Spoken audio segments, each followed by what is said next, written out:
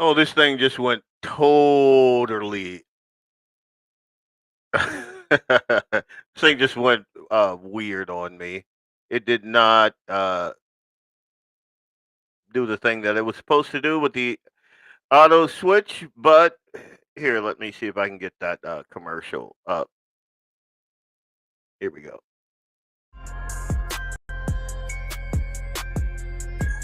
Welcome to BlackBeardLogic on the Guns and the 701 Network. Let's get it.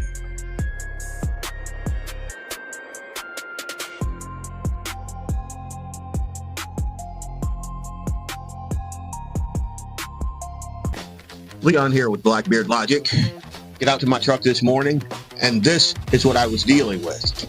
Another beautiful morning, turn the key, and yeah, that's blue smoke. Just what I needed. Set me back 2 days. My truck is gargling gravel and coughing up a storm. But I can fix it. Here we go. We don't need that. Do without that. That's probably optional. Moving on to phase 2. Yeah. I probably should have just called Laura Auto Repair. If you got auto issues, call this guy, Doug at Laura Auto Repair. And don't be like me. Seriously, call this guy. Don't be like this guy. BlackBeardLogic.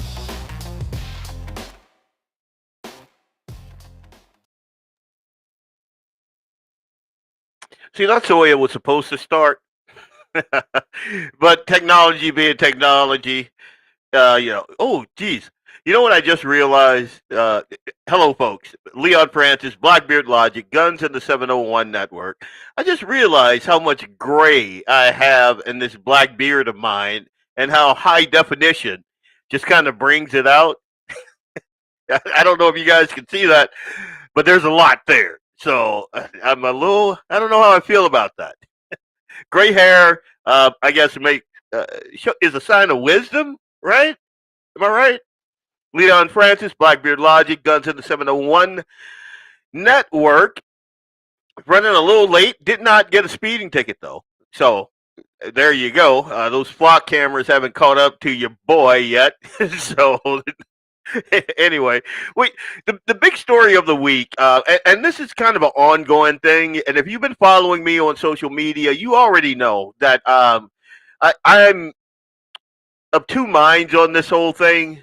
Like all of the things that I posted this week, and I've gotten tons of response, tons of interactions. It was pretty awesome, actually. I see my son running back and forth. I don't know what he's doing over there, but you'll see me do this every now and again. But anyway, like all of the things we already knew. But I'm going to show you like things that folks have been saying for some times. We're going to walk a little bit through like what happened during COVID with and it's Steve Deace is the guy I follow. I like Steve Deace and Aaron. He does a thing called While We're Away. We're gonna watch that because I want you to see all of the things that went on, and it's just a snippet. But there was so much going on during that time. And again, my mind is a lot of folks should be strung up. Tall trees, short ropes. I don't think that these folks are going to experience the justice that they should experience, for all of the things that happen. Excuse me. For all of the things that happen. We're going to go, and just so you know, you probably already heard, Fauci pled the fifth on everything, even though because he was pardoned, I think he's kind of worried about the whole auto pen thing. Because he was pardoned, he didn't want to say too much. So, but if you have a pardon, then the fifth does not apply. So they're going to hold him in contempt. I do believe that's going to happen. But outside of that, I don't know if the level of justice that is deserved is going to be the level of justice that is meted out. We're going to talk a little bit about ODNI Tulsi Gabbard's warning months ago on her way out. I haven't seen a ton about that, but I thought it'd be good to replay that, especially in light of what's going on now. We're also going to talk about Stephen A. Smith's apology to Kyrie Irving after seeing Fauci under oath. And this should have, if you are a clear-headed liberal, and I know that's an oxymoron, but if you are a clear-headed Democrat and you watch that and you didn't come away going, oh my God, this dude's a criminal, I don't know what to do. I don't know what to do. It's like my picture. This to the what is that? The left? Yeah, to the left of me there. There I am, BlackBeardLogic, looking very masculine, and my beard and my hair is nowhere near that black and full. I mean, you could see it, but I liked what Grok did with that, so I'm gonna let it stand. But you see the obese guy standing there with his little stupid mask on, and I say I suggest extra vitamin C, D, creatine, exercise, and a carnivore. Hey, they misspell carnivore. There you go. AI is not all knowing and all smart because it misspelled carnivore. But a carnivore style diet with bone broth, it's something that I do, and I do work out. And the slovenly obese guy wearing the face mask says you're not a doctor, and then you go to the next panel, it says, well, your doctor invoked the fifth 111 times, and then you got Dr. Fauci right there behind him. And that's kind of like, if you look at my post, the liberals, the Thomas Rileys, there's a couple of other folks on there, they're all dismissing what we all know to be very clear and convincing evidence. And like, I remember back when, like Joe Rogan, he got COVID and he did a little video, and he has a regimen that's similar to mine, not exactly, but basically what it is I take supplements, I take a dose of creatine every day, I exercise, and I eat good. My diet is pretty much meat and gravy, and some grits thrown in every now and again. Well, actually, every morning, eggs. So when Joe Rogan got COVID, when he contracted COVID, it was a pretty, like, it hit him hard. Like, it hit me like for a day, and you know because I'm healthy, it was no big deal. Like, it was a big deal for that day, but like, so Joe Rogan, he kind of did this little video where he showed day one, day two, and by day three he was like 80%, and he was working out. And that's pretty much what I did. Like, by the end of the week, I was like at 90%. So, but we had the running narrative. We were being scared out of our wits over this thing.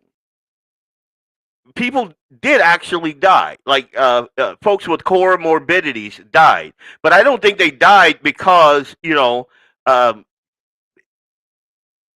they were getting the best medical advice at the time. Because I'm going to show you. I don't know if you guys remember. What was her name? Dr. Stella Emanuel. Yeah. Uh, she had patients with comorbidities, and she treated them all, didn't lose a single one of them. Diabetes, obesity, asthma, lung problems, all of that. And she treated them with hydroxychloroquine and a couple of other things, Zitromax, with the Z-Pack, that whole thing. And when she came out and made that video, they censored her hard. You couldn't find that video anywhere because they took it down. Mainstream media smeared her as being like a snake's oil saleswoman, and you're just like, wow, this is how. This is where I talk about how dangerous government propaganda is. It is very. People died on Fauci's watch. Not just now. Like this guy was behind the whole AIDS epidemic, and more people were dying from what he was prescribing than died from HIV at the time. And we just kind of swept that under the rug. It's funny how nobody talked about that during COVID. But anyway, we're going to get to the meat of the show here. Um, and I'm just going to say, like, from the earliest days of the pandemic, Fauci presented like this confident public narrative. Like COVID-19 almost certainly spilled over naturally. I can't do his voice, but bear with me. From animals, like he helped.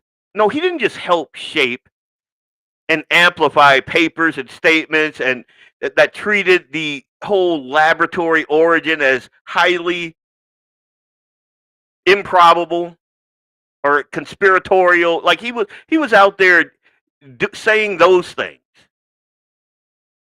publicly, yet privately, his private notes and emails from that same time period showed that he was aware that the wet market there was not the clear source, and the lab scenario needed serious consideration. I would go even further because from everything that I've seen, and this goes way back to the beginning, like Fauci and his little cabal created this thing. They created it. And then they did the gain of function. So it would be, I believe that they were creating this to sell it as a bioweapon. And I believe that that bioweapon was unleashed onto the world. And it's good to live in a time where just because I said that, I won't be snatched off of all the platforms. We'll see. I mean, Facebook is kind of weird. Haven't had very many problems with YouTube. Twitter, no problems at all. But so we'll see. But that was my estimation of how this thing got leaked. And I don't know if you can see my air quotes, leaked from day one. From day one. And when you got the person in charge of the nation's infectious disease research steering public understanding so strongly in one direction, while all the evidence was either incomplete and conflicted with the narrative that he was giving us, that's a problem. I mean, why the strong push? And it's because his agency had funded the exact type of research that was now under the microscope. And if you remember, through Eco Health Alliance and the NIH, that's what it was, all that money went to the Wuhan Institute of Virology for bat coronavirus studies that included genetic manipulation.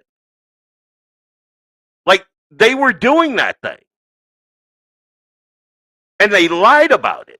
And they covered it up. And like there was so much going on there. Like if you guys don't remember, what was it?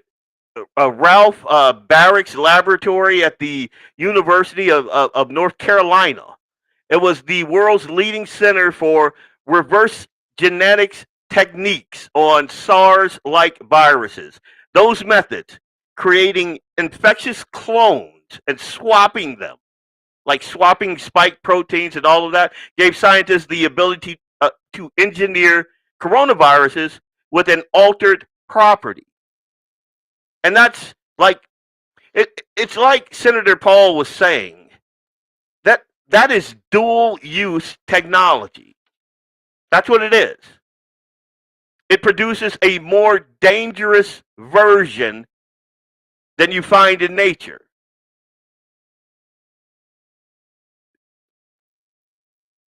It's unbelievable. Again, I've said this once, I'll say it a million times. We deserve clarity. I hate when I see managed narratives, and that's from both sides. Like last week, earlier this week, I kind of got into it with some folks on my side that I consider friends, conservative voices right here in North Dakota. As a matter of fact, they called me because I saw and heard what I knew to be a scripted narrative. I don't like that. I'm not that guy. I am an independent thinker. I kind of like it.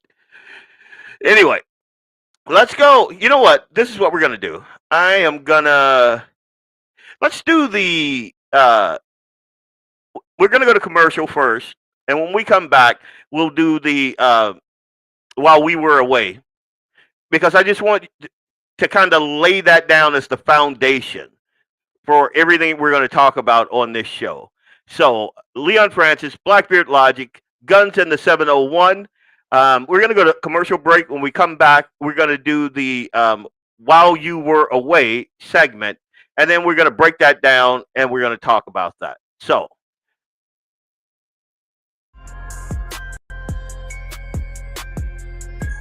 welcome to BlackBeardLogic on the Guns and the 701 Network. Let's get it.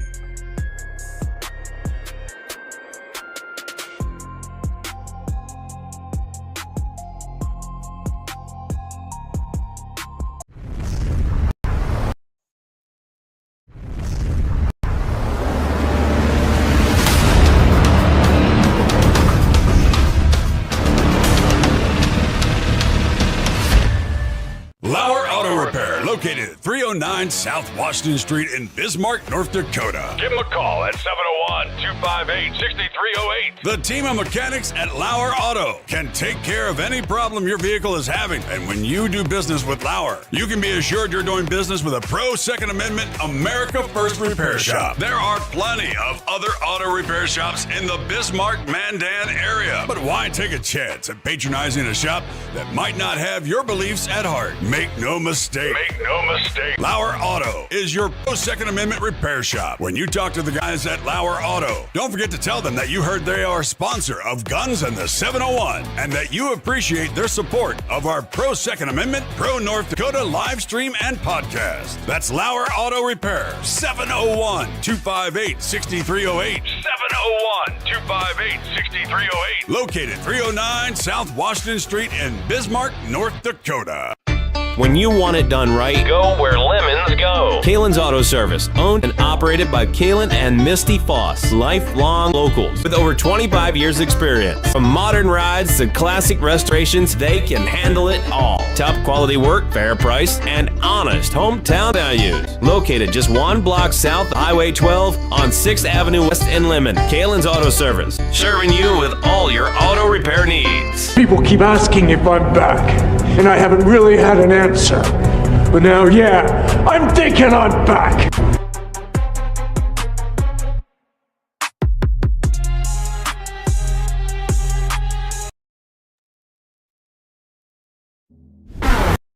So, we're going to start this segment off. Leon Francis, BlackBeardLogic, Guns in the 701 Network. We're going to start off with Aaron's While We Were Away. That's Steve Deace's program. And then I'm going to break down my own version of While We Were Away and kind of break down this entire net. And they did this brilliantly. So I want you guys to settle in. It's about 4 minutes long. Basically a based breakdown of that entire time. Here we go. It's the Steve Deace Show, and here's what happened while we were away. Brought to you by Told Ya.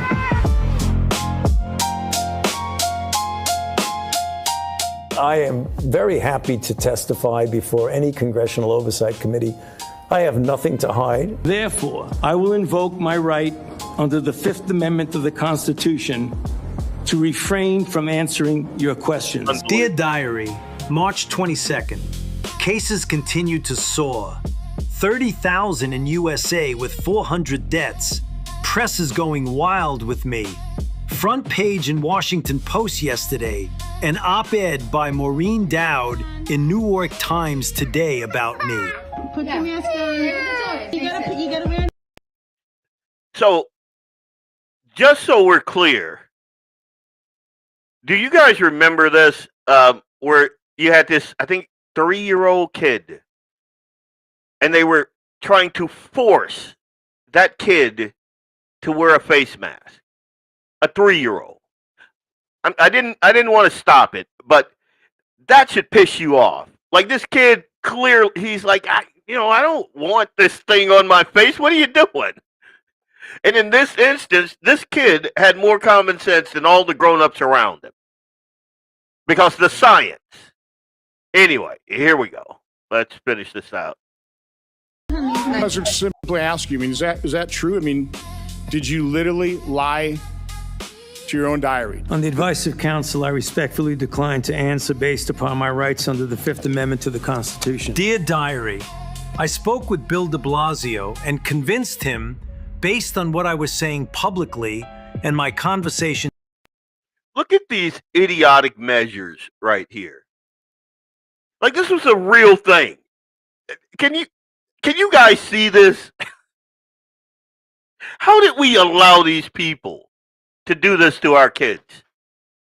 Night to close the NYC schools. He had already decided based on what I was saying on TV. We come back and say Fauci was responsible for closing schools. I had nothing to do. Remote students are facing higher stress, more health problems than others. 84% of fully remote students reporting things like exhaustion, headaches, and insomnia. This pardon goes back to, and if you'll see, January the 1st of 2014. Did you talk to President Biden and ask for this pardon? On the advice of counsel, I respectfully decline to answer based upon my rights under the Fifth Amendment to the Constitution. Dear Diary, big front page article about me appeared in the Washington Post. Very flattering. The officer explains that she's being arrested. When she continues to resist, he uses his taser. I'm sorry, but just going to stop it for 2 seconds. Had that been my wife, I don't even know if it would have had to have been Nicole. It could have been just anybody. One, I'd be there without a mask on, so they'd probably target me first. But the fact that you have grown men standing around while this idiot does this, and her only crime is she has a naked face. That's it. She's not like throwing popcorn or cursing people out or doing anything. Her crime is being there with a naked face. And I'm sorry. I would have politely handed my valuables to my wife, and me and that cop would have went around. Like, there's no way. There is absolutely no way. And I know there are folks out there that are going, oh, yeah, you wouldn't do. You don't know my history, buddy. I've done same and similar. Like, there's no way. There is zero way I would be at this event and that happened without me being right in that camera shot. And if I were with any of my friends, my like-minded friends, and trust me, all of my friends are like-minded or they wouldn't be a friend of mine, yeah, that cop would have had a very bad day and we would have all been cellies at night. Because what I'm saying to you is, I believe you should stand in the breach when things like this happen. You should also understand that you will go to jail. And you need to be okay with that. Not on my watch. Let's let this play out. You can hear other spectators in disbelief. This is over a mask. Dear Diary, now we know the market was not the source. It was the amplifier. Some animal, probably in a wet market, it is totally not surprising that you're seeing the facilitation of this jump from the animal species to the human. What day of the week is it today? On the divisive council. Dear Diary, my national and international fame is explosive and really unimaginable. What color tie are you wearing? I respectfully decline to answer. Dear Diary, it is not hyperbole to say that today I am the most famous and talked about person in the country and one of the most recognizable persons in the world. What color's the carpet in front of you? Based upon my rights under the Fifth Amendment to the Constitution. Dear Diary, more drama with regard to the CDC. This is classic beta male. If you guys are watching this, I remember, like, I never watched this guy, but I remember seeing these clips. You cannot be any more an emasculated beta male than this. Like, this is just ridiculous right here. We had gotten them pulled back from making the statement that the vaccines were not effective at all in preventing infection and transmission. It takes years to create vaccination. Well, love this black dude. This black dude stood on business and he was like, you know what? I'm not doing this. This doesn't, and say what you want about the black community. Like, we've always been a little hesitant. Like, my mom was an anti-vaxxer before I knew what an anti-vaxxer was. So, there you go. It used to take years. Dear Diary, I got a call from the radiologist at Sibley Hospital where I had gotten the chest CT in the morning. The only definite thing on the film was the pulmonary infarct. You know how many years we're investing?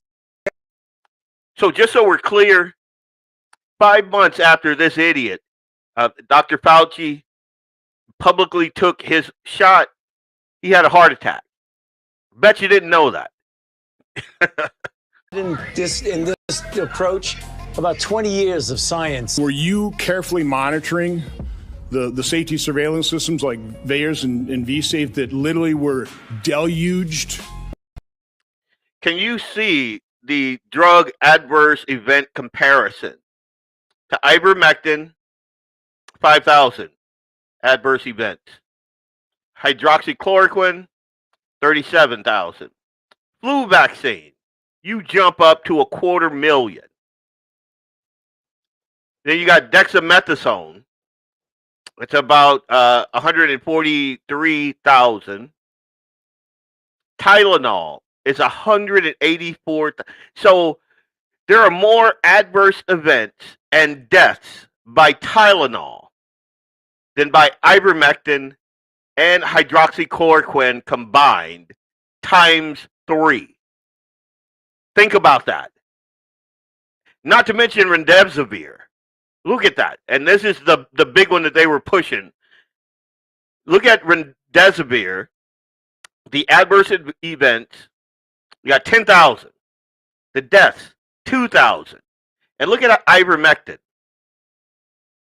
5,000 adverse events, and this is worldwide, and deaths at 518. Now look at the COVID vaccine. The thing that they peddled. 1.6 million adverse events. I'm going to let this play. with complaints? I respectfully decline to answer based upon my rights under the Fifth Amendment to the Constitution. Dear Diary, 2 authors named Steve Deace and Todd Erzin wrote a book about me entitled Faucian Bargain, the most powerful and dangerous bureaucrat in American history.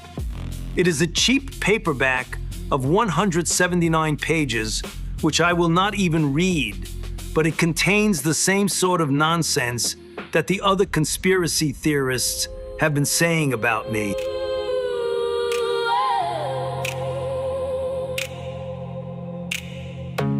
Use lockdowns to get people vaccinated. A lot of what you're seeing as attacks on me, quite frankly, are attacks on the Fifth Amendment to the Constitution. And that's what happened while we... Oh, wow. Like, I can't. This,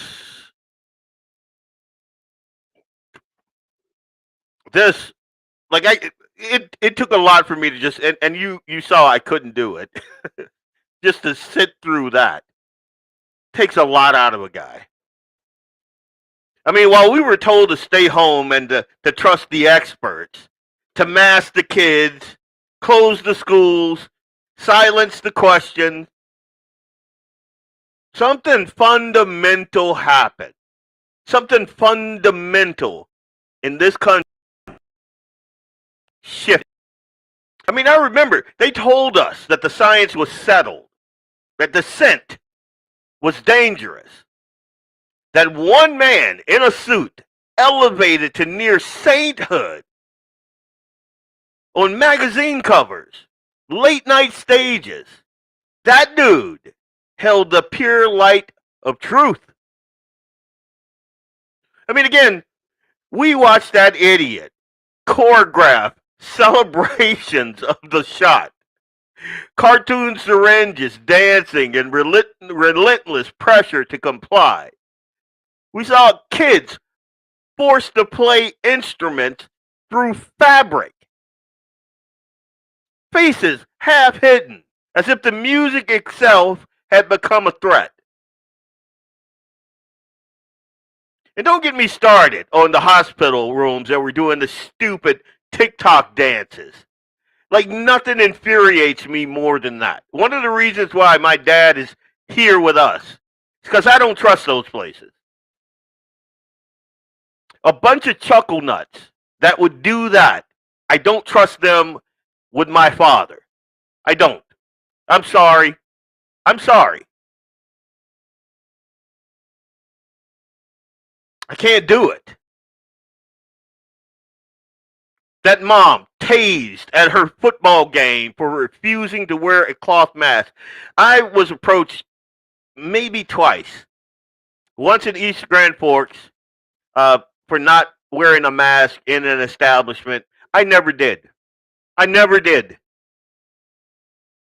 And my job back then was with UPS. And I would go into these facilities and I'd see these drivers and these people with their mask on. You never saw me on a job with a mask on. It was an idiotic thing. We all knew it was an idiotic thing, and yet I think it was a test. They wanted to see if you would do something that you knew to be an idiotic thing. I saw people with face gaiters on, and that was acceptable. Are you effing kidding me? Dude.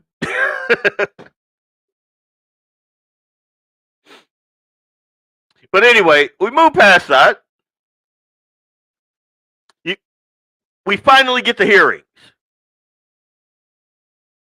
When the questions about origins and efficacy and mandates and the true costs could no longer be entirely buried, the man, the myth, the legend, who had spoken with such certainty,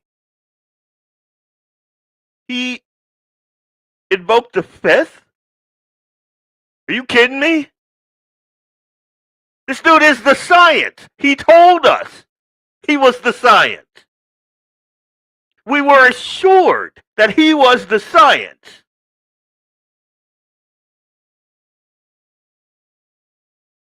Why would the science need to plead the fifth? That's what I need to get through my head. I mean, look at the numbers once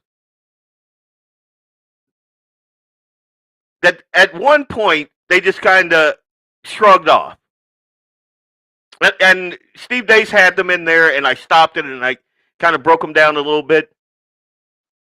But adverse event reports stacked higher for COVID, well, for the COVID shot, than for older, more familiar drugs like ivermectin and hydroxychloroquine, by orders of magnitudes higher. Deaths, hospitalizations, injuries logged in systems that were supposed to catch these signs early. Alternative treatments were dismissed, ridiculed, and even suppressed, while only one preferred path was elevated without room for debate. The same voices that demanded an absolute trust later shrugged at all the collateral damage that died suddenly. In my humble opinion, the bargain was struck. Authority was concentrated. Compliance was moralized. Scrutiny was pathologized. And when the accounting arrived, the response was silence under constitutional protection rather than transparent answers. This was never only about a virus. It's about what happens when fear meets power. When media and institutions amplify a single narrative, and when ordinary people are told that their doubts, those are the real danger. The footage remains. You can see it. The testimony remains. You can pull it up. The charts remain. You can dig into that data. The images of enforced masks on children and the celebration of a medical product that carried real risk, that's what remains.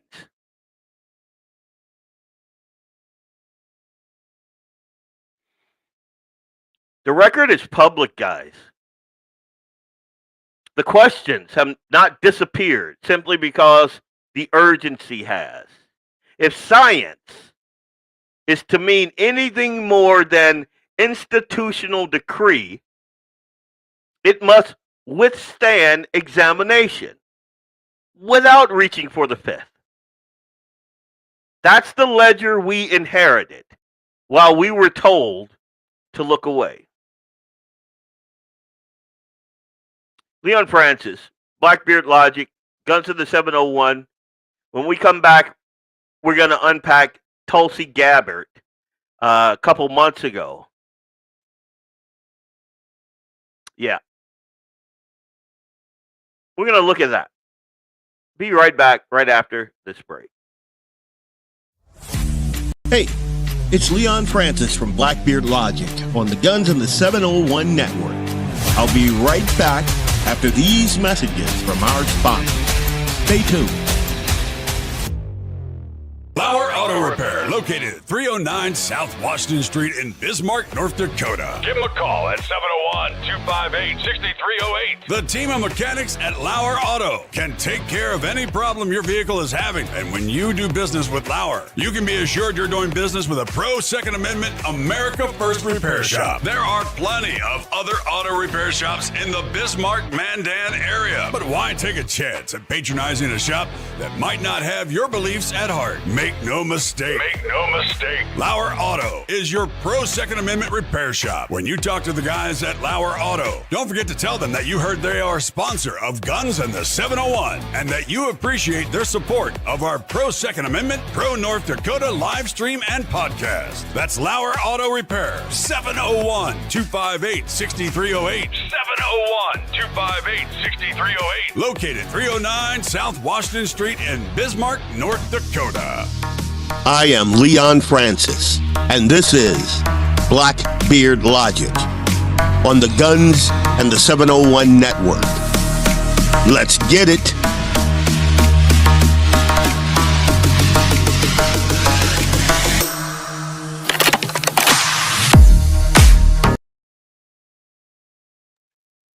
Welcome back. Leon Francis, Guns and the 701 Network. Glad you guys are tuned in. I want to go to Tulsi Gabbard now. See if you guys remember this. Before the COVID pandemic, Dr. Fauci, as head of the National Institute of Allergy and Infectious Diseases, provided millions in U.S. taxpayer dollars to fund dangerous gain-of-function research on bat coronaviruses at the Wuhan Institute of Virology, work which is now widely viewed as the source of the unintentional lab leak that sparked the pandemic. Now, in support of President Trump's maximum transparency. To be clear, I do not believe that this was unintentional, but let's go. Mandate. Today, on my final day as Director of National Intelligence, I'm releasing never-before-seen communications and documents that expose exactly how Fauci worked with politicized career leadership in the intelligence community to suppress the truth about his actions, the virus's lab leak origins, and his role in directing U.S. funding for this dangerous research that caused immeasurable harm and countless lost lives. Now, these documents expose Fauci's direct role in influencing and manipulating IC assessments on COVID-19 and how Fauci lied to Congress in 2024 when, under oath, he denied knowledge of or participation in discussions with intelligence officials about viral research. We also received testimony from multiple intelligence community whistleblowers who reported retaliation for challenging the intelligence community's manipulation of intelligence on the virus's origins. Once again, revealing a clear pattern of suppressing dissent, silencing critics, and burying the truth. Dr. Fauci's close relationships with the intelligence community enabled him to assume three key roles that shield him from scrutiny. First, Dr. Fauci funded dangerous gain-of-function coronavirus research linked to Big Pharma and their pursuit of universal vaccines worth trillions of dollars. Second, Dr. Fauci was the behind-the-scenes advisor who, alongside his hand-picked so-called experts, pushed the intelligence community to endorse a natural animal origin to hide his dangerous gain-of-function research that he funded using taxpayer dollars, all of this in a deliberate attempt to cover up the truth and shift the blame and attention away from Fauci's own actions. Third, Dr. Fauci became the nation's pandemic pundit, and he publicly pushed lies, disinformation, and censorship using every platform available. Now, according to hundreds of reviewed emails, which are included in this release, the intelligence community almost always incorporated Fauci's recommendations. Yep. He promoted a fraudulent paper whose publication he helped prompt as legitimate information for intelligence community consideration. Senior analysts praised Dr. Fauci not as a policymaker, but as what they called an unbiased guide to the real coronavirus experts, while deliberately ignoring experts who might dissent from Fauci's narratives. Now, Fauci didn't stop there. He blatantly lied to Congress under oath during his 2024 testimony to the House Select Subcommittee on the Coronavirus Pandemic, denying that he ever spoke to any intelligence agency about COVID. Now, the correspondence I'm releasing today directly contradicts his sworn testimony. Now, that right there is why he begged, borrowed, and stole in order to get that part. Because his public testimony was in direct contradiction. And the reason the powers that be gave him that last-minute pardon that went, I don't know, all the way back to 2014, I think it was because I believe right now today that was a partnership. They needed the mail-in votes. They needed it. And the way to get that was global lockdown. That's how you would get that. I will believe that to my last breath, that this was all orchestrated by the Uniparty and the global elites that could not fathom a Donald Trump. They couldn't fathom another term of Donald Trump, which is why, despite some of my disagreements with Donald Trump, I believe that, especially during that time, there was no one else. They fought hard. They shut down the world to stop this guy. And that's not nothing, in my humble opinion. I'm going to let this play. Statements from multiple whistleblowers revealing that the intelligence analysts who dared to challenge Dr. Fauci's COVID origin conclusions faced threats of retaliation, marginalization, and many suffered career setbacks. For example, a contractor was terminated just days after coming forward to ODNI as a whistleblower. Another example, those who advocated for the lab leak hypothesis or expressed dissenting views were reminded by their managers that leadership would determine which analysts would be promoted and which would not. The message was clear: go along or be punished. Senior leaders also sought to undermine whistleblowers by removing anonymity, which is required in the whistleblower process, as they made their complaints, and also insisting that their managers or attorneys be present during ODNI meetings where these whistleblowers were coming forward with their testimony, obviously creating an atmosphere of intimidation. The COVID pandemic caused tremendous hardship and pain for millions of our fellow Americans and countless people around the world. Now, after years of lies and censorship and cover-ups, the American people deserve transparency, truth, and accountability. The tactics that were used to hide the truth are straight from the deep state playbook. Politicized self-serving leaders like Dr. Fauci covered up their own wrongdoing and abuses of power, manipulated intelligence, lied to Congress, and undermined a duly elected president by restricting his access to the vital facts he needed to keep the country safe. It's time you know the truth. Now, I wanted to play that because I want you guys to understand, Tulsi Gabbard is not a rah-rah MAGA conservative. She's not.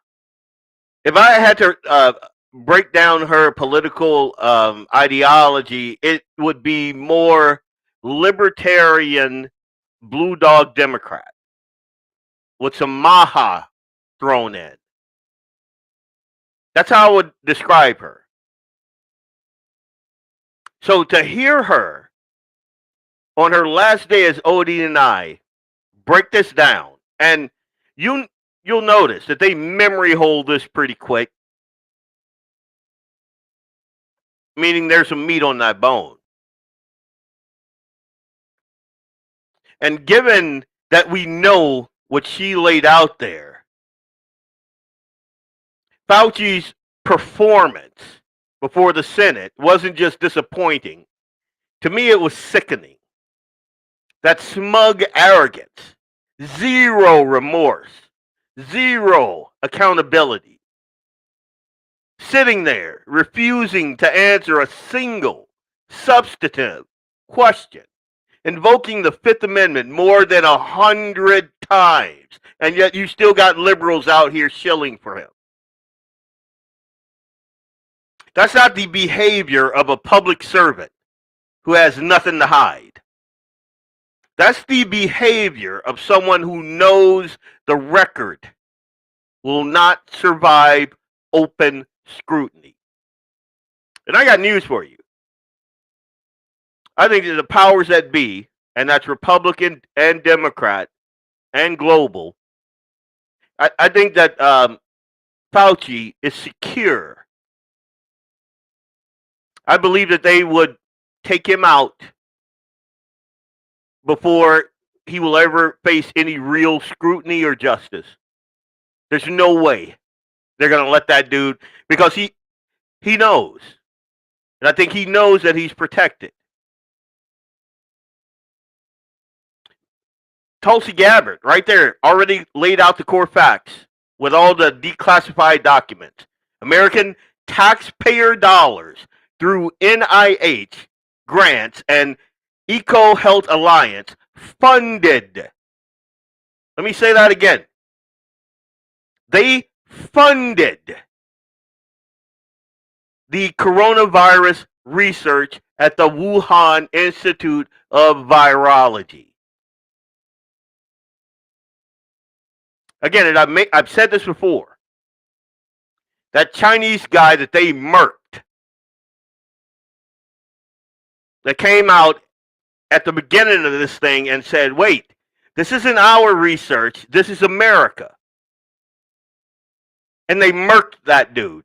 They black holed, like I can't for the life of me remember that general's name. And they so propagandized China, they're still doing it, that we were all just supposed to hate China. I remember that guy standing at that podium, sweat beating off of him. And I think he died from the coronavirus. But he said this wasn't ours. This was America's. And he was right. It was ours. We did this. Dr. Fauci, the NIH, EcoHealth Alliance, they did this. It was them at the Wuhan Institute of Virology. That research involved collecting and manipulating bat coronaviruses of the exact type that caused the global pandemic. I don't know how clearer I can say that. That's what happened. It wasn't China. It was us.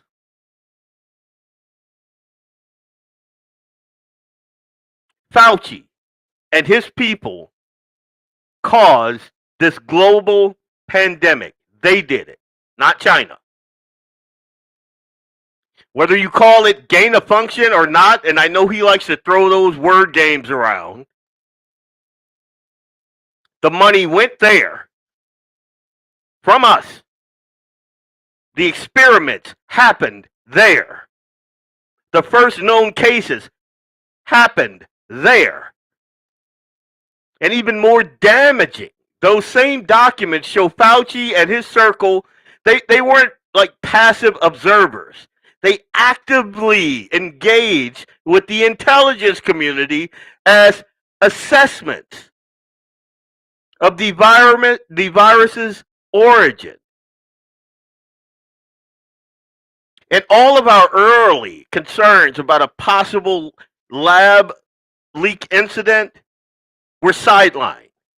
They were censored in favor of the natural origin narrative, even though there was zero evidence to corroborate that. All of the evidence was against that. It's like Jon Stewart said. So we have a Wuhan virus. They call it the Wu flu or whatever. And there's a Wuhan Institute of Virology right there. It's like if there was and I'm paraphrasing this, if there was a deluge of chocolatey goodness that overtook a town in Hershey, Pennsylvania, we wouldn't say China. You know, we'd be looking right there.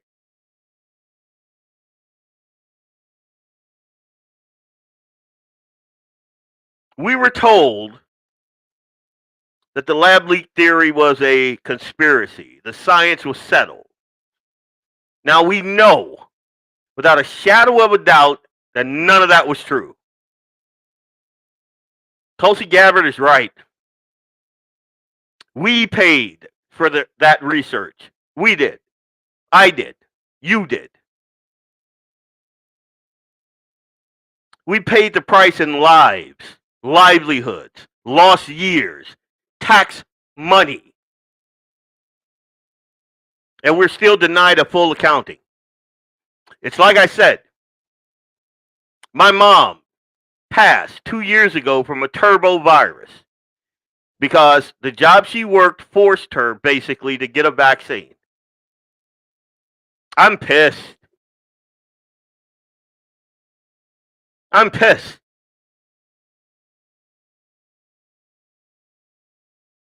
I want people held accountable.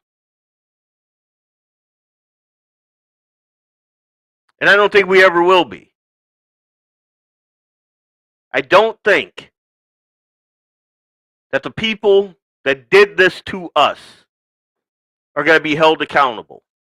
I don't. It's like the Epstein thing. Nope. The peasants and the plebs, they don't get to hold the elite's feet to the fire. Dan, you're right. Don't get me started, dude. Coach, there's the catchphrase. Don't get me started. Don't get me started on the labs in Ukraine. Don't get me started on that.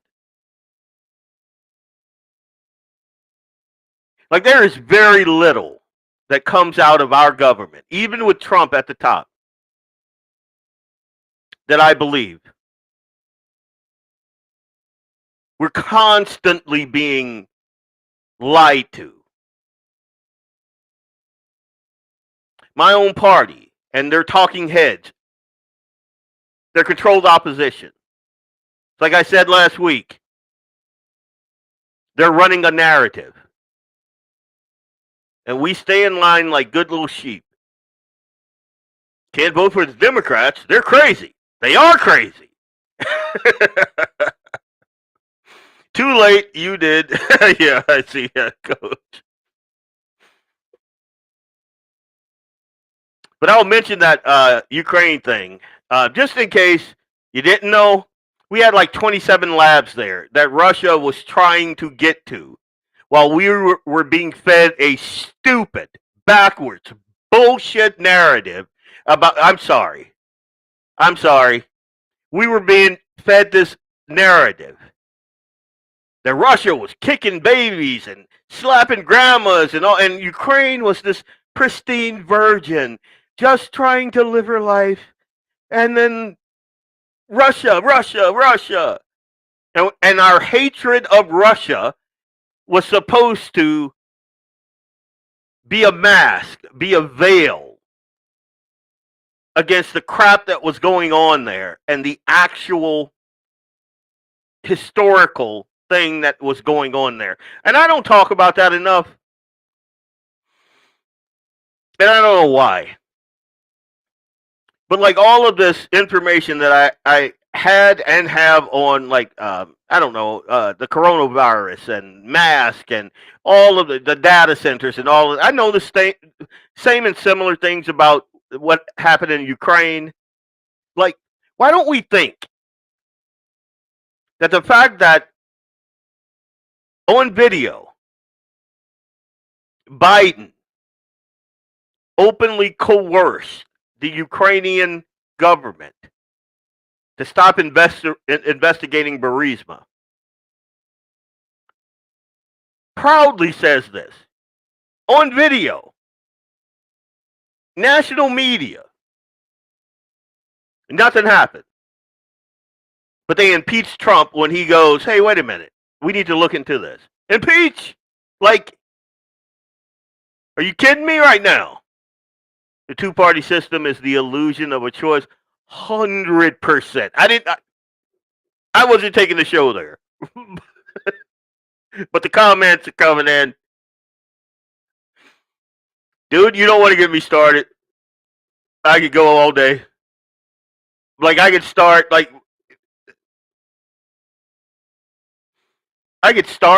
and we'd be here for 5 hours.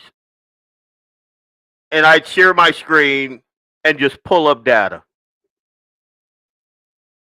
And you guys will walk away with Gadsden flags and Betsy Ross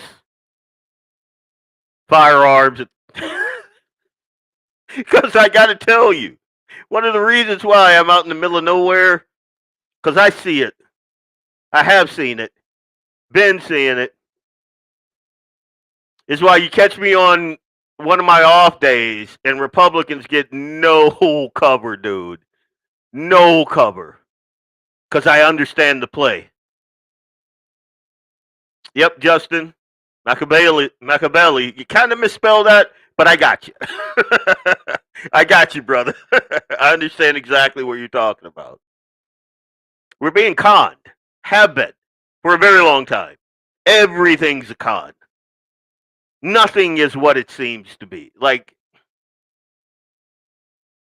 And until we get folks, and I know people don't like Ron DeSantis, but one of the reasons why I liked Ron DeSantis was he was coming out during all the craziness. And I should have pulled some video for this, but I didn't. He was coming out during all the craziness, and you'd have all these little teeny boppers in their mask, and he'd just come right out and go, dude, you guys don't have to wear this. It's stupid. It's ineffective. Wear them if you want to, but understand that this is asinine. I remember that his chief medical officer in Florida was talking about the idiocy of what we were doing way back then when it was happening. It's one of the reasons why Donald Trump didn't like him, because he saw him as someone that was retarding the progress of what he thought was his, warp speed rollout and all of that stuff. And I get it. Trump is brilliant in a business sense. Politically, they ran circles around him. They're still running circles around him. And I'm sorry if I'm losing people. I would vote for Donald Trump again in a heartbeat over all of the other folks, except for maybe DeSantis, because I think he was the only one with the balls, and the fact that they tried to take him out says a lot. Says a lot. If you keep one group riled up and fighting, the other group can keep you can keep them distracted. 100%, Justin. And we don't talk about this enough. Again, last week, I'm on air because my side is spouting a BS narrative and using China as the boogeyman. I don't cotton to that. I'm sorry. And I'll call you out for it on any platform that I got, including your own, which is what I did. You don't get to gaslight me. We're going to talk about gaslighting later on with Perry's perspective. But you don't get to gaslight me and me sit back and be quiet about it. No, you're going to get an earful because I got something to say. Let's talk about it. Let's chop it up. And I'll put my knowledge on systems and databases and things of that nature against anybody in the local conservative media. Anybody. And I'll beat their brains in with it. I'll run circles around them with it. Because this is my world. It's not yours. You understand the money that those advertisers are bringing in. That's what you understand. You don't understand like I understand. And if you have me on, be ready for it. And that's what happened. I ended up talking the entire time with no pushback. Because I don't do narratives. I think. And I'm wrong sometimes. But I think. It's here. It's not your BS propaganda. I'm not a sheep. I'm a sheepdog.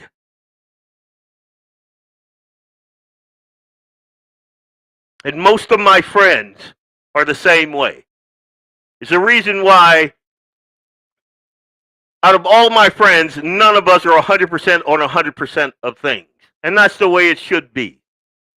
There should be pushback. And you should welcome that. It means you're not a sheep. It means you're not easily led. It means you don't have a septum ring in your nose to be pulled around by the spirit of the age. That's what that means. You're right, Axe. I do have a microphone. Hegelian dialectic, 100%, dude. 100%. Anyway, I'm going to calm down a bit when we come back from this break, I seriously, dude, I am way too hype right now. I'm liable to say some things that I'm not going to walk back, but they might make my social life a little more difficult if I had a social life that I gave a crap about. Leon Francis, BlackBeardLogic, Guns in the 701 Network. We'll be right back right after this break. Let's see. What am I going to do here? What am I doing? Nope. And let's do that one. Boom.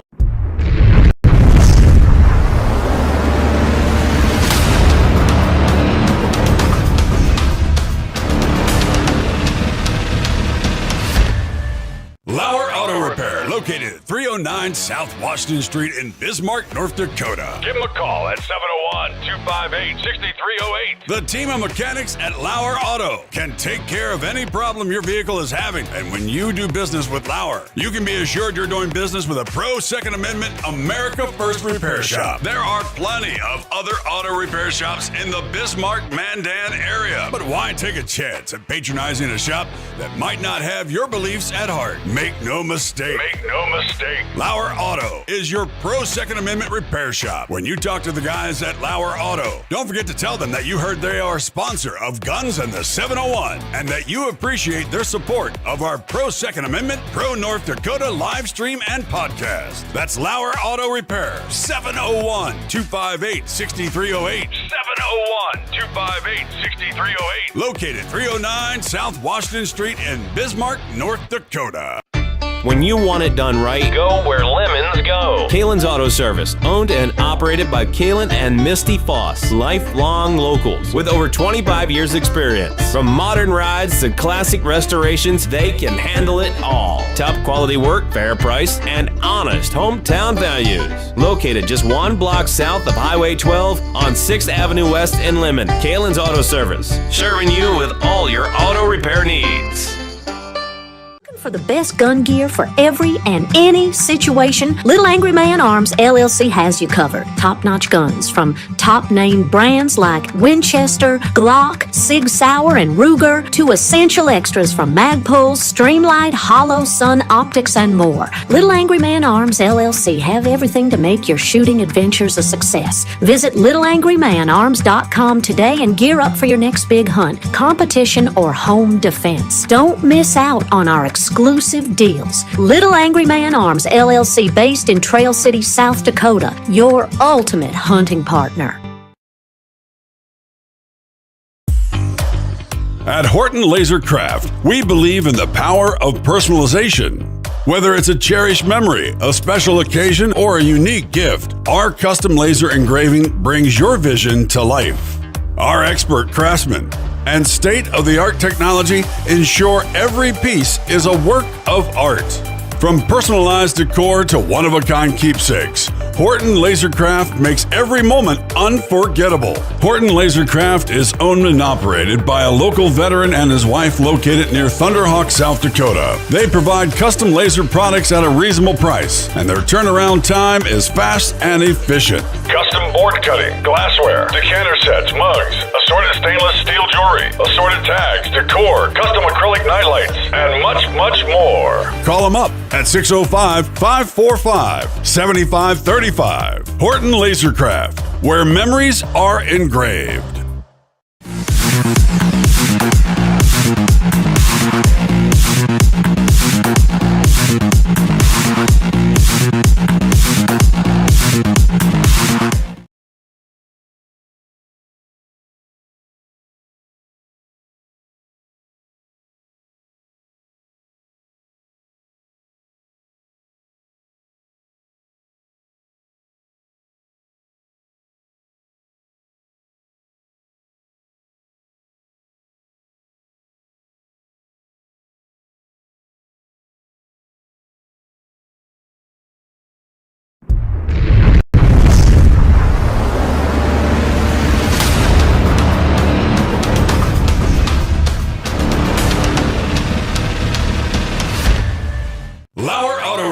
located at 309 South Washington Street in Bismarck, North Dakota. Give them a call at 701-258-6308. The team of mechanics at Lauer Auto can take care of any problem your vehicle is having. And when you do business with Lauer, you can be assured you're doing business with a pro Second Amendment America First repair shop. There are plenty of other auto repair shops in the Bismarck-Mandan area. But why take a chance at patronizing a shop that might not have your beliefs at heart? Make no mistake. Make no mistake. Lauer Auto is your pro Second Amendment repair shop. When you talk to the guys at Lauer Auto, don't forget to tell them that you heard they are a sponsor of Guns and the 701 and that you appreciate their support of our pro Second Amendment, pro North Dakota live stream and podcast. That's Lauer Auto Repair, 701-258-6308.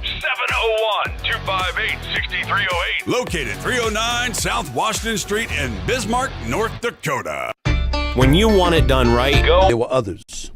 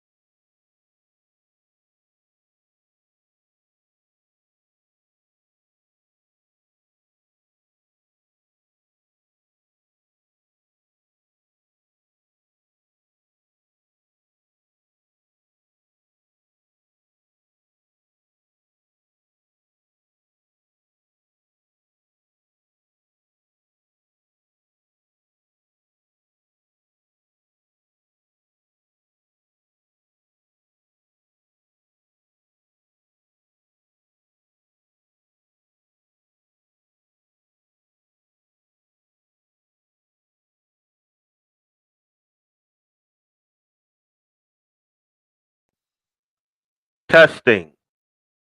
Testing.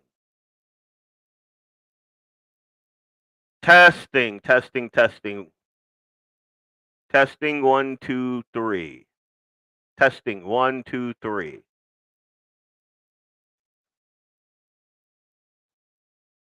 I don't know.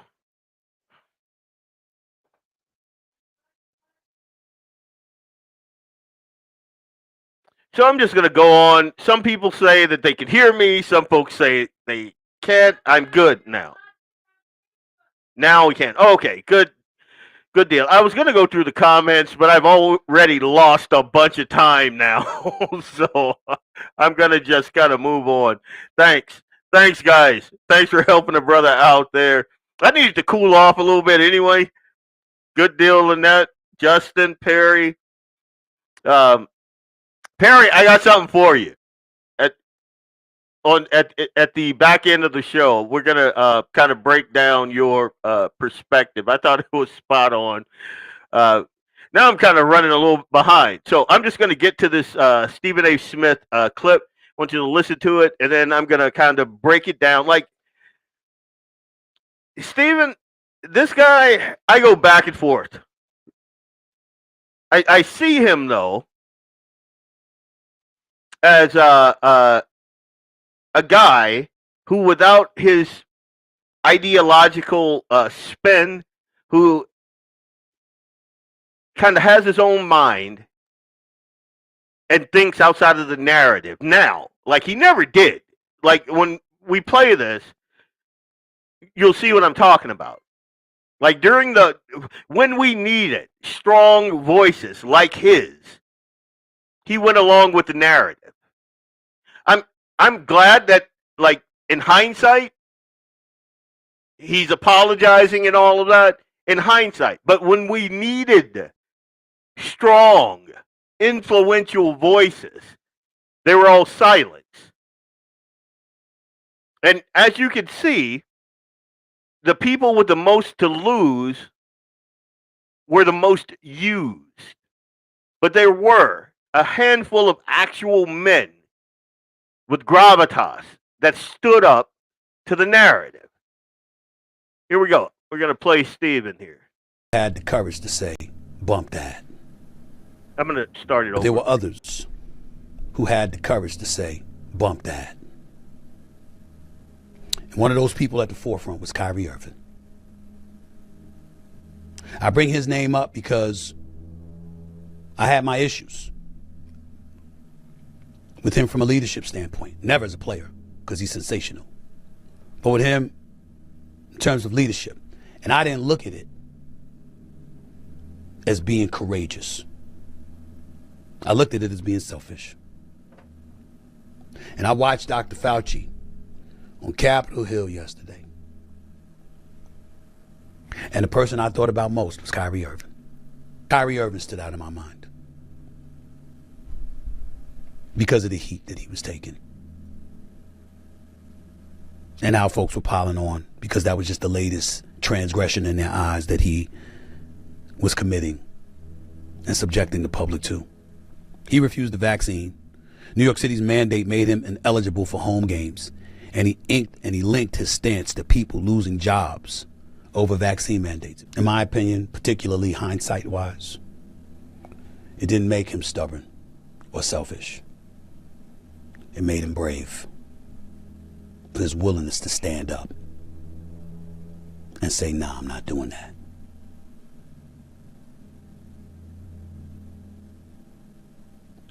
It's just a time for reflection to look at things differently. No crap, Sherlock, but you're a...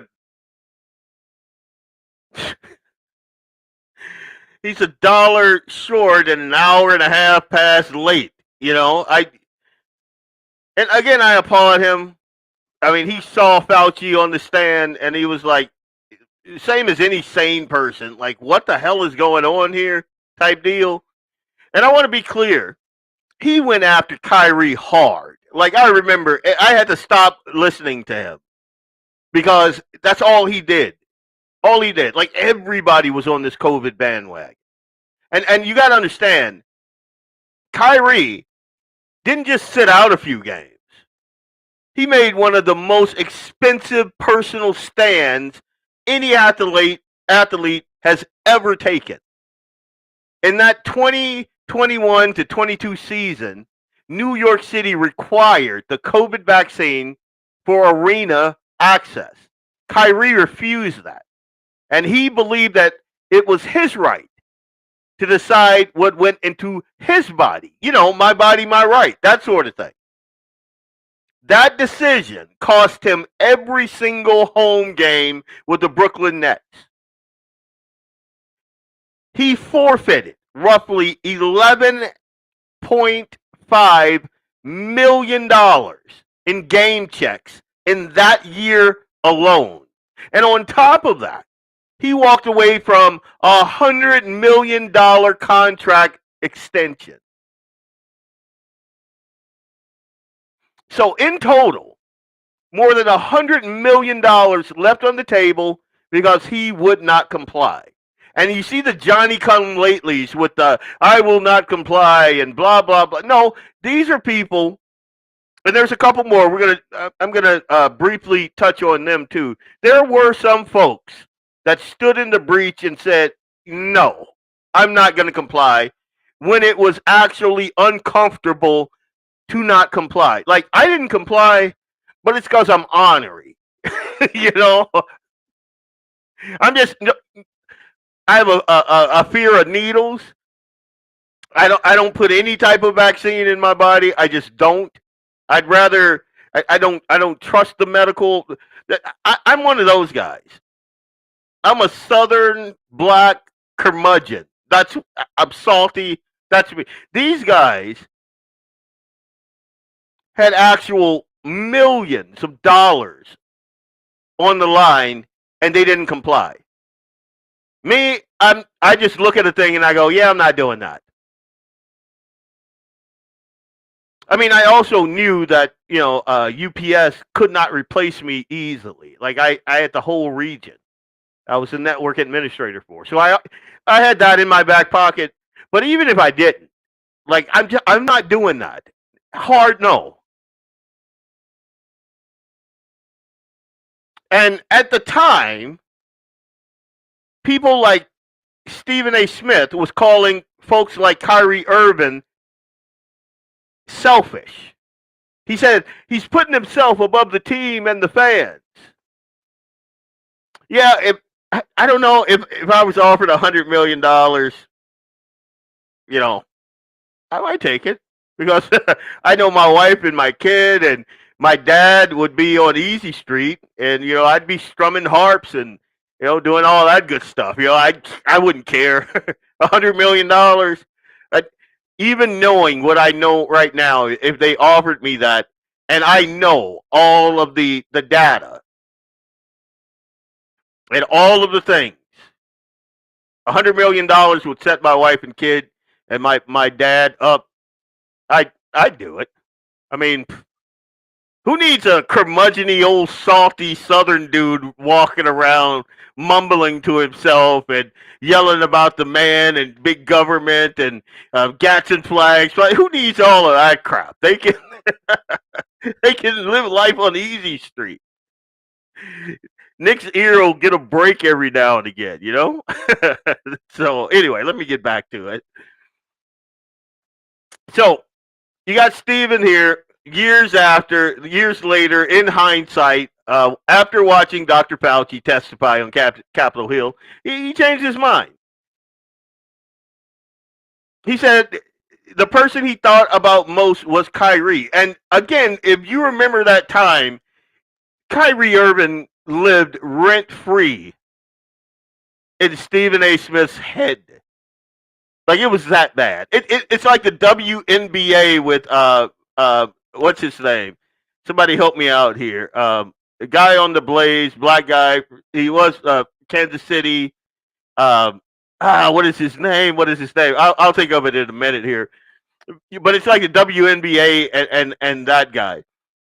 Rent free. Like, every episode he was talking about it. And now, what looked like stubbornness to him, he's admitting that it looked different in hindsight. Didn't make him stubborn or selfish. It made him brave. And he pointed to the heat that Kyrie took and the principle he defended, even when it cost him everything. And Kyrie wasn't the only athlete who faced consequences for having that same stance.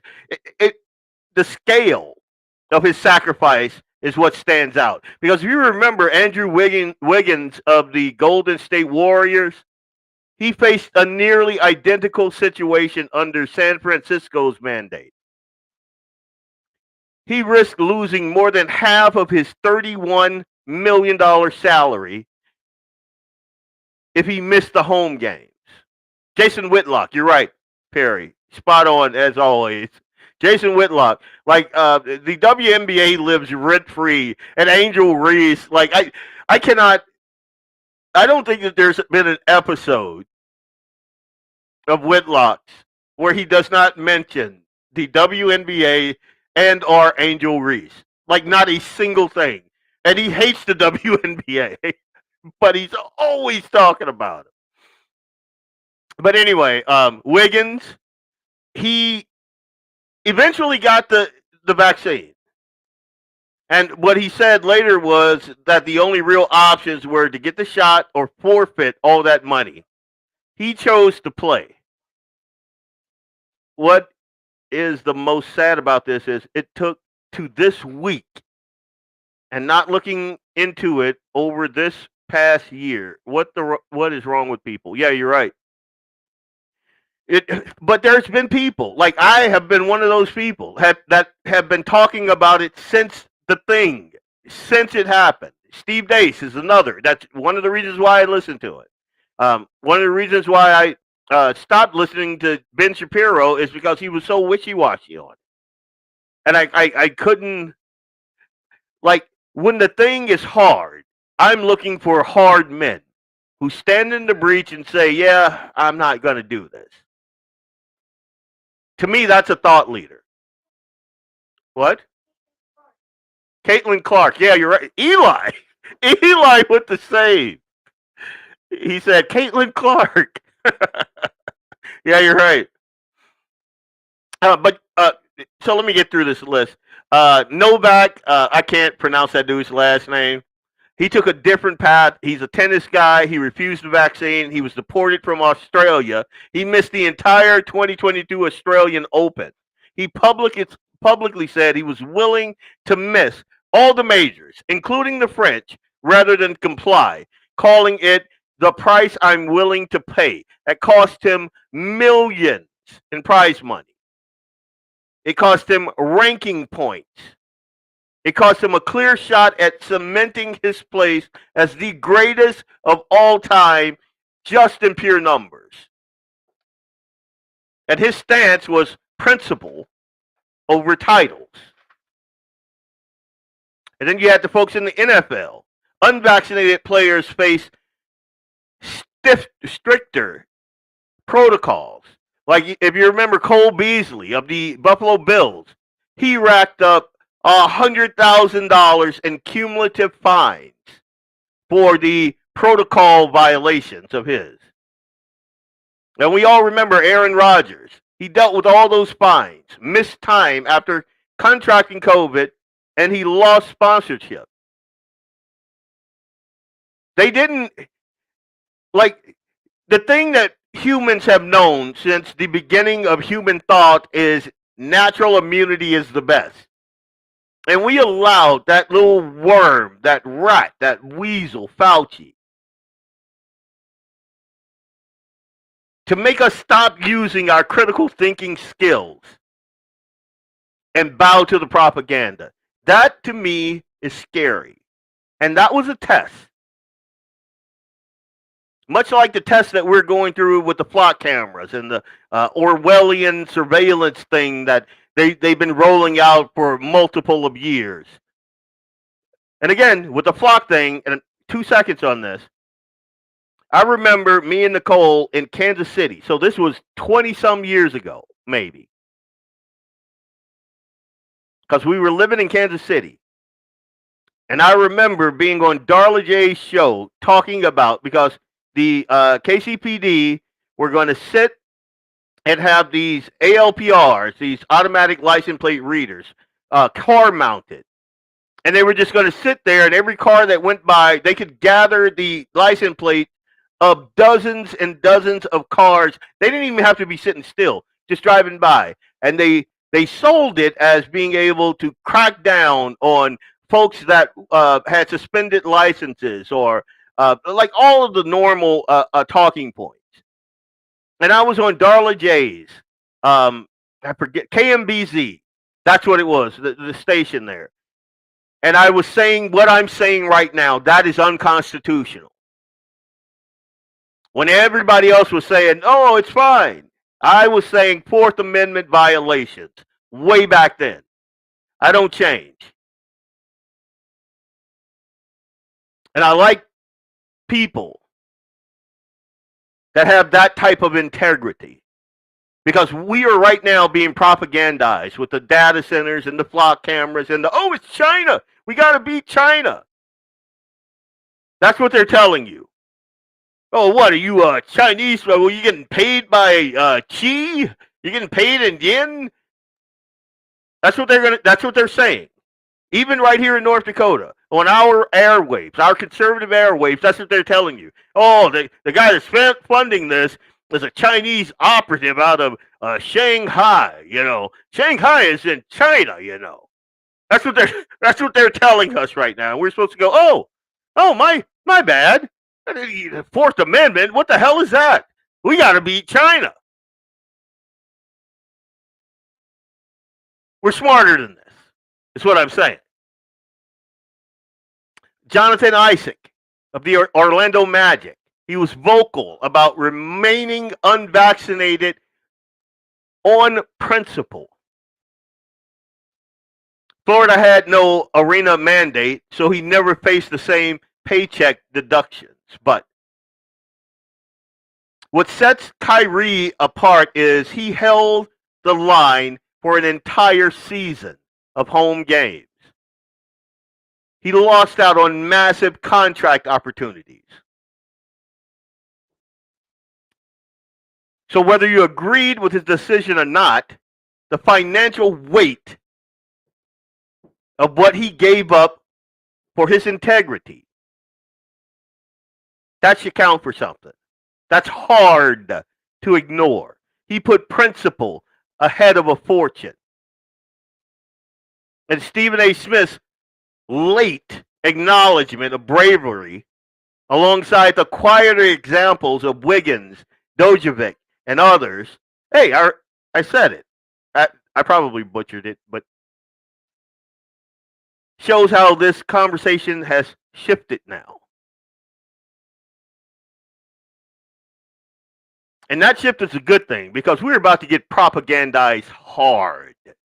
Hard. I mean, they had you throwing face diapers over your 3-year-old.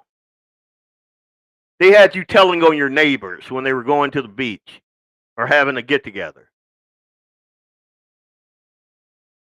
They had you putting face masks on when you went to the store. Standing 6 feet, which has no basis in science or medicine. They had you believing that you are endangering your grandma if you don't wear a neck gaiter. Come on. I saw people down Broadway in Fargo smoking vape pens through their neck gaiters. What are we doing? Like, dude, what are we doing? Anyway, last segment of the show. We're going to come back. Oh, no. I want to do this before we go to break. Do you remember Dr. Stella Emanuel? I wanted to make sure I put this one in. Here we go.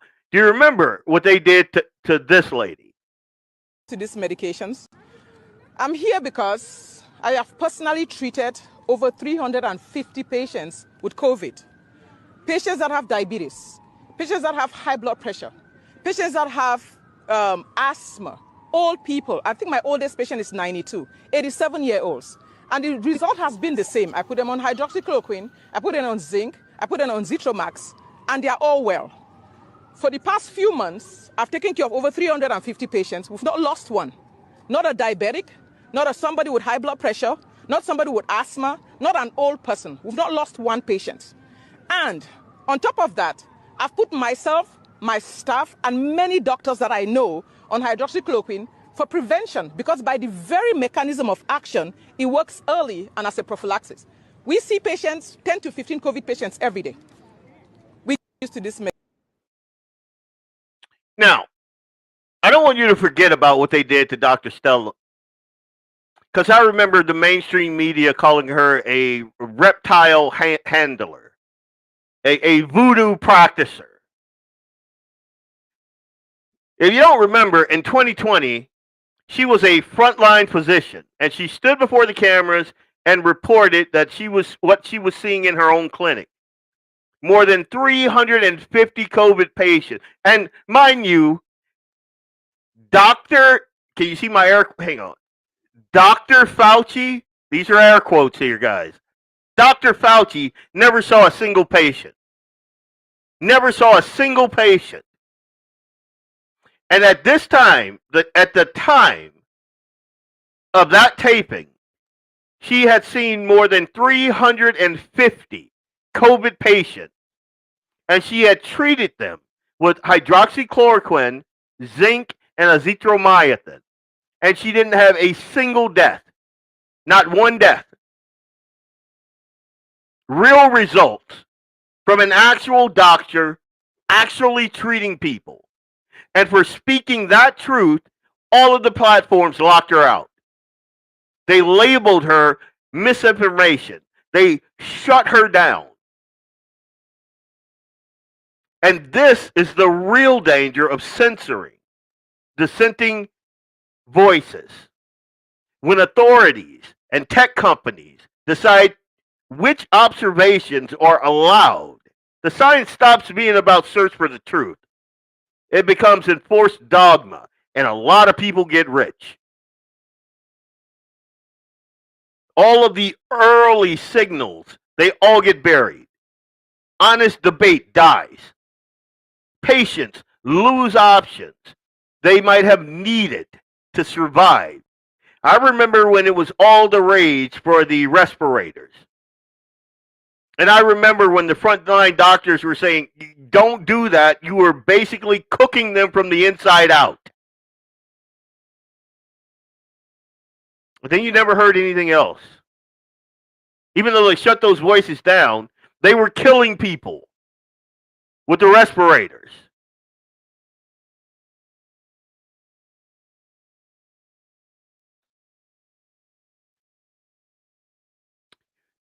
The public, when this happens, is left with only the approved narrative. And even when that story changes, it's too late. In my humble opinion, free inquiry is not a luxury. It is the only reliable protection we have against costly mistakes like what happened here. And when you silence doctors who report what they see in real patients, that doesn't keep us safe. It keeps everybody at greater risk. And we cannot ever accept that again. Question everybody. Perry, Rob loved his respirator because he wasn't using it right, and I'm not going to say anything else about that. He's a little soy boy, a little fancy man, and I'm done with that conversation. Nicole F., I'm going to keep her anonymity, even though I could clearly see who that is. She says, I remember nurses and medical professionals that I knew well saying that people were just overreacting and wearing a mask cannot protect them against an airborne virus. 100%. Just 2 weeks later, the story flipped, and those same nurses and medical professionals were saying the exact opposite. And now it was a necessity and mandatory for all the staff and the patients to wear masks. Honestly, how quickly people forget. Yeah, I remember that. And I know that Nicole worked in a medical facility. I'm not going to say their name. And I also know that she was ostracized and fired because she wouldn't do a thing. And I'm going to leave that at that. Justin says the dumbest thing was seeing people wear a mask while alone in there. Yet I still see that, and I want to stop my car and, well, no. Nanny State created a bunch of pansies. Yeah, these comments are awesome, guys. I love it. So we're going to go to break, and I'm going to hit Perry's perspective. Like, Perry and I, we do the Due North Political podcast every other Tuesday. And he also has a show, Open Range, on Beck TV. So you guys should really check it out. And Perry is, like, I've known Perry for a very, very long time. He doesn't change. He's as ornery and stubborn as I am. One of the few folks that I met during the whole Tea Party days that did not change with the wind. And I love his perspective on a host of things, not just this one. Like, if you know Perry, he's like me. The folks that know me know that if they bring up a certain thing, they're going to get a good talking to for a good 2 hours. It's a tick that I have, and Perry has that same God-given tick.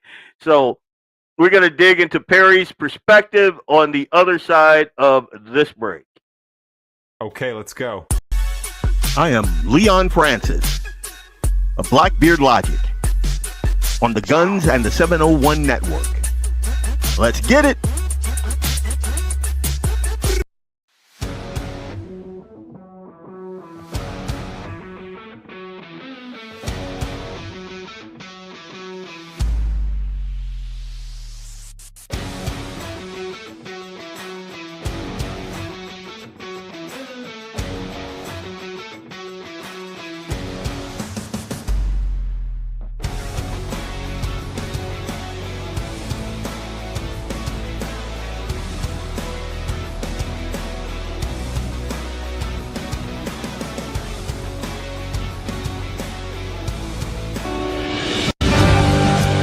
Anvil Brand LLC, raising and training tomorrow's barrel horses right out of Bismarck, North Dakota. Tracy and her family are great American patriots who not only support the Second Amendment, but they also promoted what you're looking for, top quality barrel horses. Go ahead and give Tracy a call at 701-471-6629 and tell them Guns and 701.com sent you. That's Anvil Brand LLC out of Bismarck, North Dakota.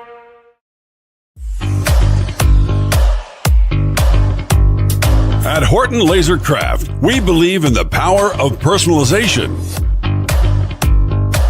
Whether it's a cherished memory, a special occasion, or a unique gift, our custom laser engraving brings your vision to life. Our expert craftsmen and state-of-the-art technology ensure every piece is a work of art. From personalized decor to one-of-a-kind keepsakes, Horton Lasercraft makes every moment unforgettable. Visit HortonLasercraft.com today and start crafting your perfect gift. For more info, email them at HortonLasercraft@yahoo.com or call them up at 605-545-7535. Horton Lasercraft, where memories are engraved.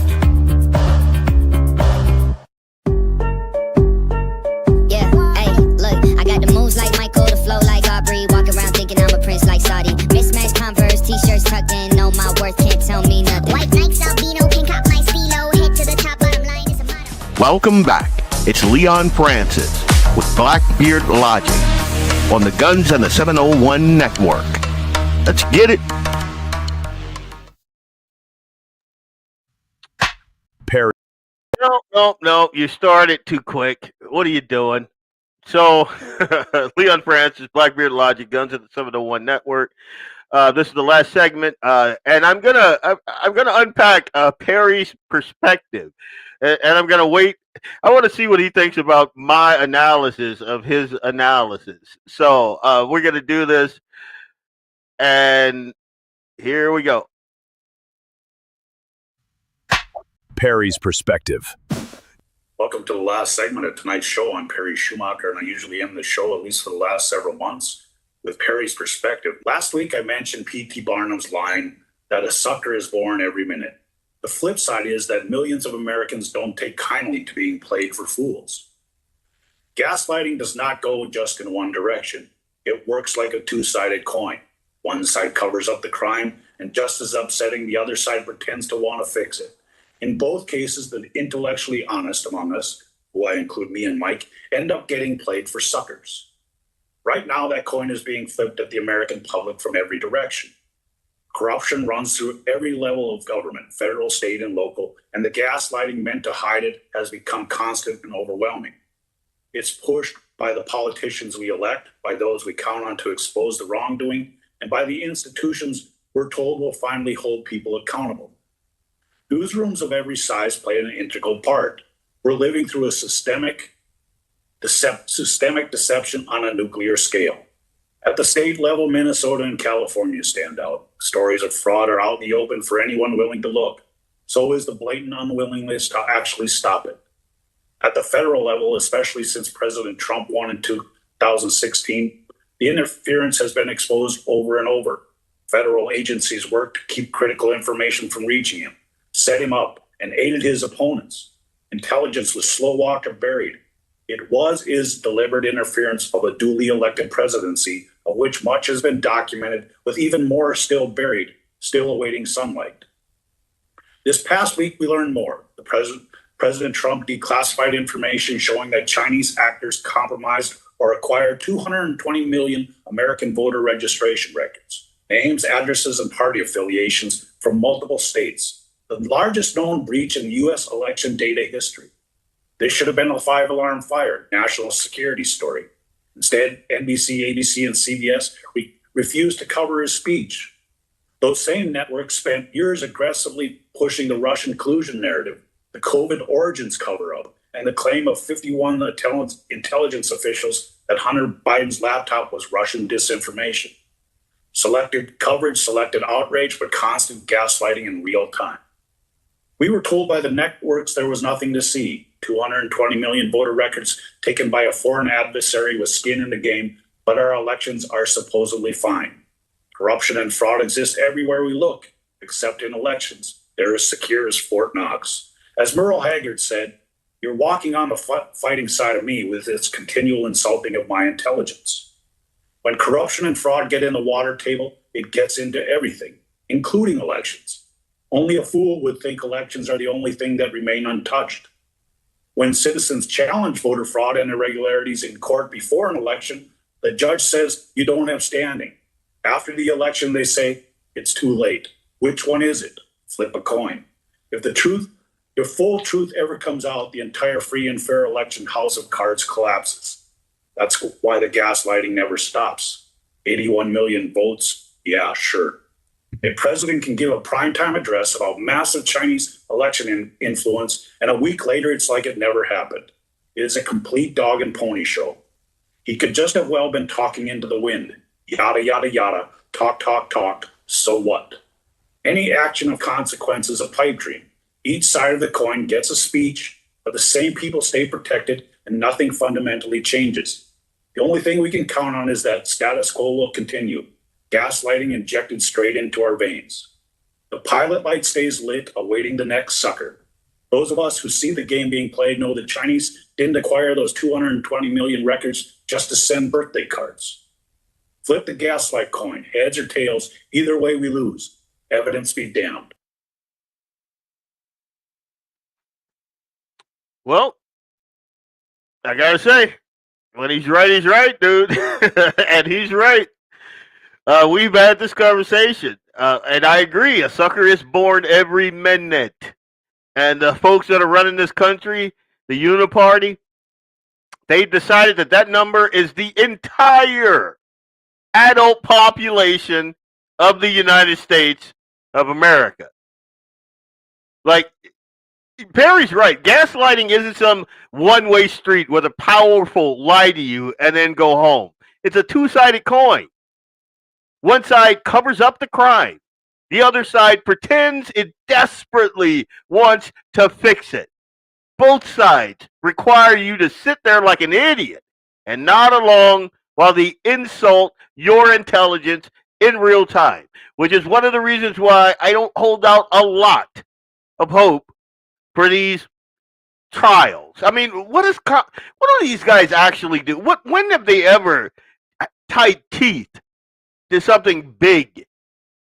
Well, to anything, actually, that was not to the detriment of the American people. Perry is right. Corruption is not a bug in the system. It's the system. Federal, state, local. He mentioned Minnesota and California. The fraud stories sitting out there in the open for anyone with eyes and a functioning dula oblongata. Is that right? I'm not a medical guy, so like we've talked about millions of dollars in duffel bags going through the Minneapolis airport. Let me get caught with $10,000 in a duffel bag in the trunk of my truck. You'll never hear the end of it. Yet these people were allowed to do that. Again, corruption is not the bug. It's the system. I mean, we've watched agencies slow walk and bury and actively interfere with Donald Trump. We saw that intelligence that should have reached him was filtered or disappeared completely. That's not conspiracy theory. That happened. That's documented.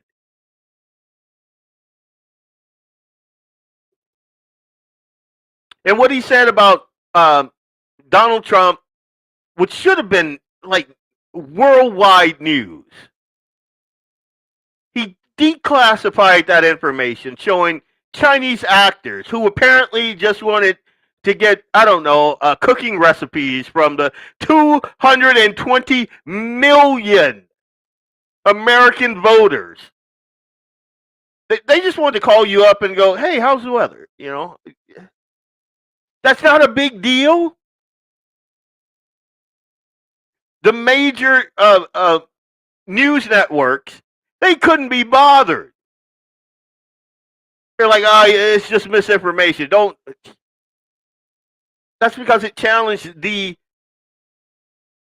openly dishonest narrative that we have had the freest and fairest elections. Do you believe that? Just tell me that. Do you believe that? Am I spitting in the wind here? Do you believe that Joe Biden got more votes than Barack Obama, the first African American president in history? If you believe that, sign off right now. We can't have a conversation. Like we can't do it. I can't.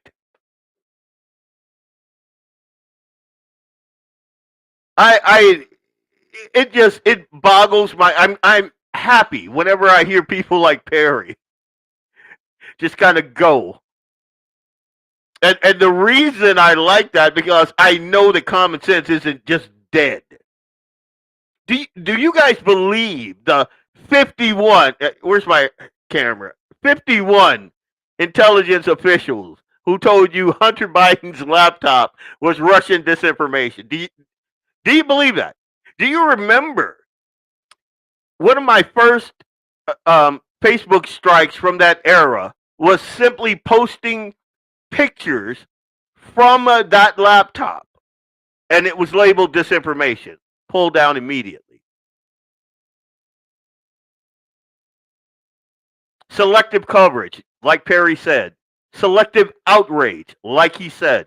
Constant gaslighting, like he said. We're always told, hey, there's nothing to see here. You know, like with the Chinese thing, 220 million records in the hands of a foreign adversary. Yeah. No, our elections are fine. They're pristine. They're Fort Knox level, secure institution there in a country where everything else is rotten to the core. Like only a fool would believe that. And then when we tried to challenge the irregularities in court, like Perry said, we were told that we lacked standing. And then after, well, it's too late now. Like, whoa. Which one of those is it now? That's, to me, it's unconscionable. I love this country. Anyone that knows me knows that I love this country. I hate the cabal that's running it into the ground. When I think about the amount of American treasure, of American blood that has been mismanaged by the idiots, we are told we have a choice at the ballot box to send. Yet it's still all corrupt. The folks that are closest to the people don't even get a voice. Again, North Dakota elections, anyone. North Dakota primaries. Just, dude, Perry's right.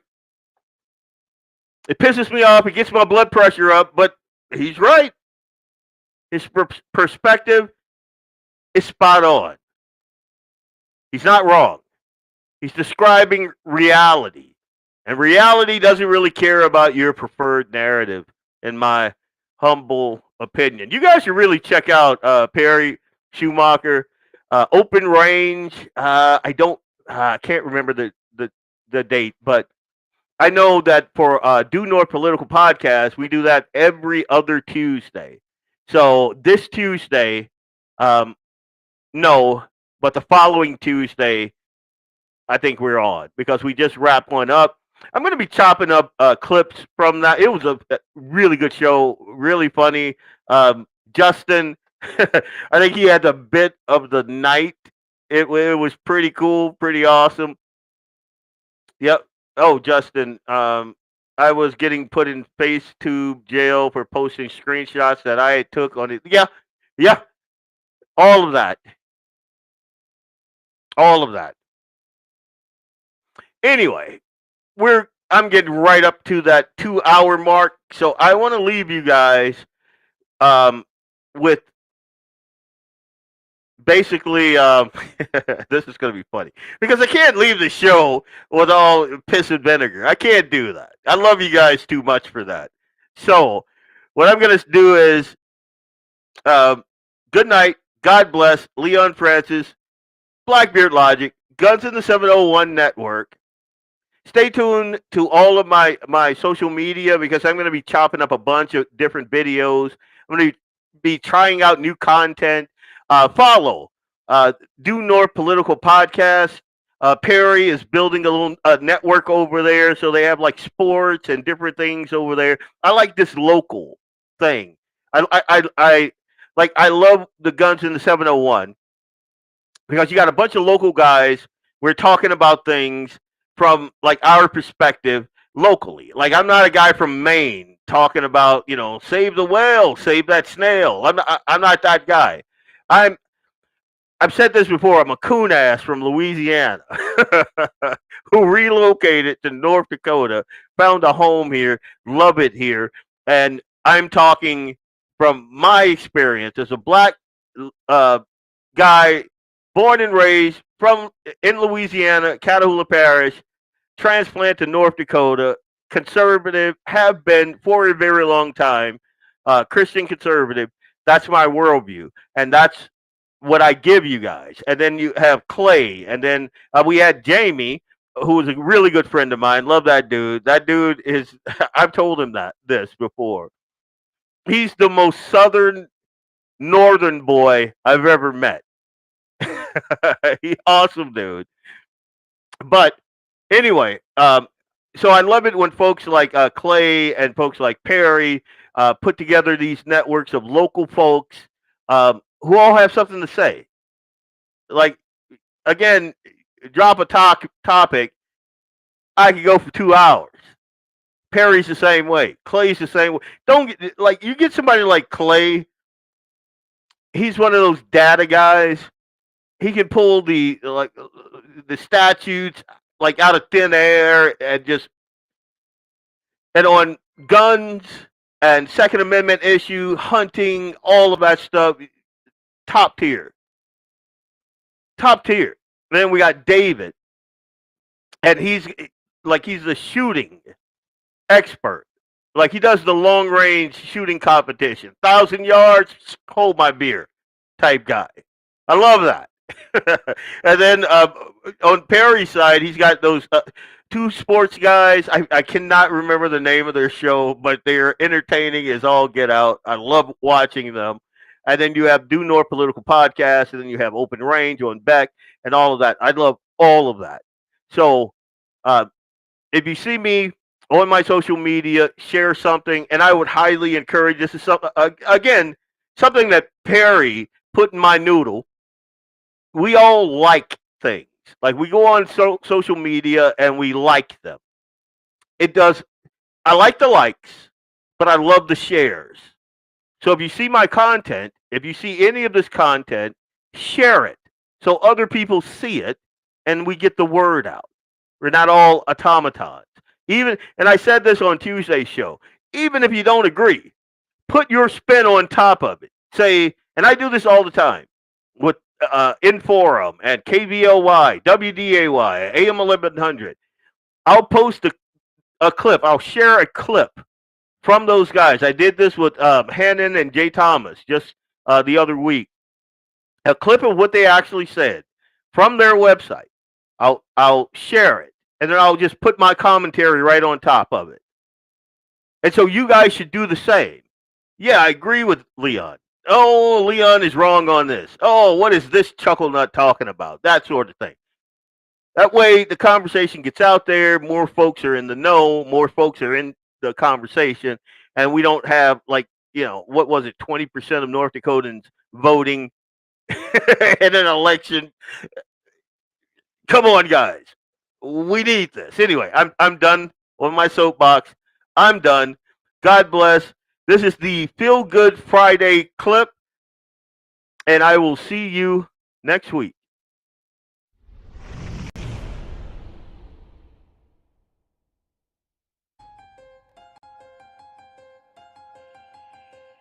I plead the fifth. I plead the fifth. 5, 1, 2, 3, 4, 5. Anybody you say fifth? Go ahead, ask me a question. Did you fifth? A secret document that I think you need to say. Hello, you all, sir. Good afternoon. I got your sentence reduced to a month. Oh!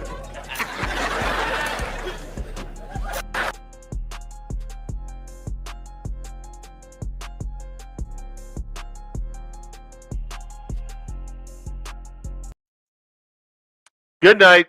God bless.